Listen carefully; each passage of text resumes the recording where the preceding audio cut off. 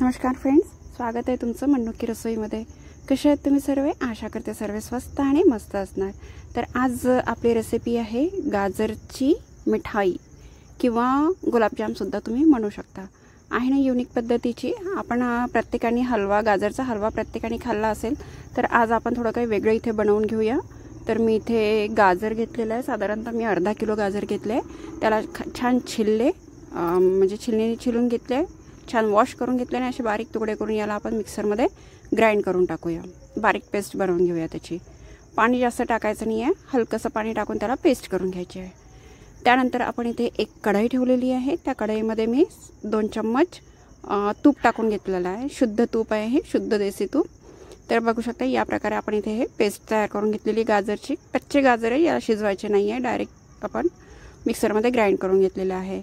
तर बघू शकता या प्रकारे आपण इथे कढईमध्ये जे तूप गरम करून घेतलं त्यामध्ये हे टाकून छान परतून घ्यायचं आहे। जसं आपण गाजरच्या हलव्याला आपण जसं किस, गाजरचा किस जसा हे करतो ना, तुपामध्ये भाजून घेतो, त्याच प्रकारे इथे पण करायचं आहे। पण आपण इथे किस न वापरता पेस्ट वापरलेली आहे गाजरची।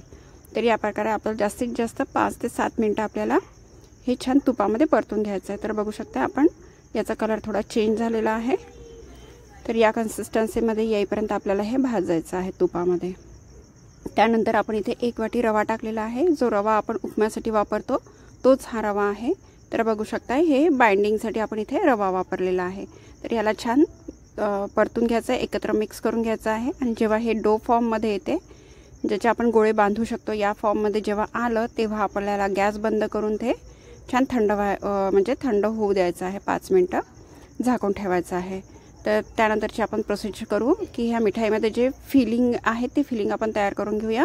तर मी इथे 2 चम्मच मिल्क पावडर घेतलेला आहे आणि त्यानंतर 2 ते 2.5 चम्मच हे मिल्क पावडर होतं। आणि त्यानंतर मी इथे डेसिकेटेड नारळ जे आहे, खोबराकीस, बारीक खोबराकीस, ते घेतलेलं आहे 2 चम्मच। आणि त्यामध्ये आपण थोडं हे भिजेल एवढंच इतकं आपण इथे दूध घेणार आहे। तर या दूध म्हणजे यामध्ये छान साखर वगैरे टाकायची गरज नाही आहे, पण इथे छान असं मिक्स करून घेतलं आणि डो फॉर्ममध्ये याला छान कडकसं करून घेतलं। वाटीमध्ये ते तयार होत नव्हतं म्हणून मी एका परातमध्ये तयार करून घेतलेलं आहे। तर बघू शकता या फॉर्ममध्ये आपल्याला हे फिलिंग तयार करून घ्यायचे आणि इथे छोटे छोटे आपल्याला गोळे तयार करायचे आहे। तोपर्यंत आपलं हे मिश्रण इथे थंड झालेलं आहे। तर बघू शकता आपण इथे हातावर घेतलं तर असं डोसारखं तयार होऊ शकते। तर आपण याला थोडंसं असं गोल गोल फिरवून त्याला असं चपटं थोडं करून घ्यायचं आहे, जेणेकरून त्यामध्ये आपण फिलिंग भरू शकलो पाहिजे। तर या पद्धतीने आपल्याला इथे करायचं आहे। आणि हे जे आपण गोळे तयार करून घेतले होते फिलिंगचे, ते इथे असं पॅक करायचं आहे।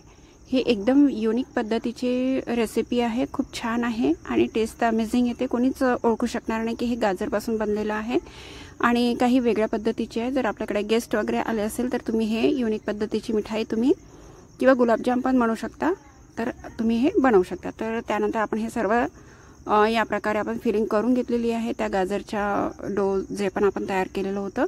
आणि त्यानंतर मी एका पॅनमध्ये तेल गरम केलेलं आहे आणि तिथे आपल्याला हे पूर्ण तळून घ्यायचे आहे, डीप फ्राय करायचे आहे।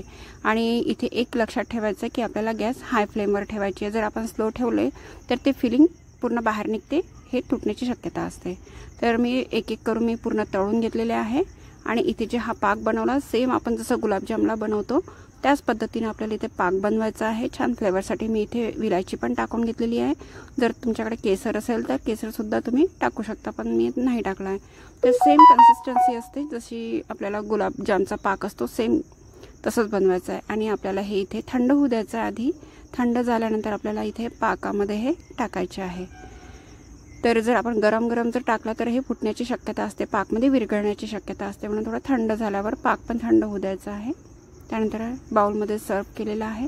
तर बघू शकता याची कन्सिस्टन्सी किती छान सॉफ्ट झालेली आहे, एकदम मजेदार झालेले आहे।